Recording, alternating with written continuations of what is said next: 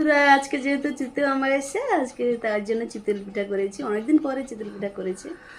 আর দেখেন এই চিতল পিঠা কত সুন্দর হয়েছে, পুরা নরম নরম ফুলা ফুলা হয়েছে। দেখেন এই যে তুলতুলে নরম নরম হয়েছে পুরা। এই যে দেখেন কি নরম, দেখেন তুলতুলে নরম, কত সুন্দর লাগছে আজকে পিঠাগুলো খেতে। অনেকদিন পরে পিঠা করেছি, তাই জন্য আজকে পিঠাটা হেভি দারুণ লেগেছে। কিন্তু এই যে দেখেন কত তুলতুলে নরম পুরা। এই যে দেখেন দেখেন কি সুন্দর হয়েছে দেখেন পিঠাটা।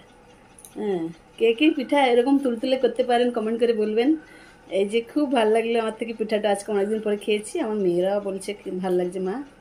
হ্যাঁ, আর এই দেখেন কি সুন্দর তুলতুলে হয়েছে পিঠাগুলো, দারুণ লাগছে কিন্তু দারুণ হেভি লাগছে। আর আপনারা সবাই এরকম তুলতুলে করে খাবেন। এই যে এরকম তুলতুলে করে খাবেন। এই যে দেখেন, ও দারুণ।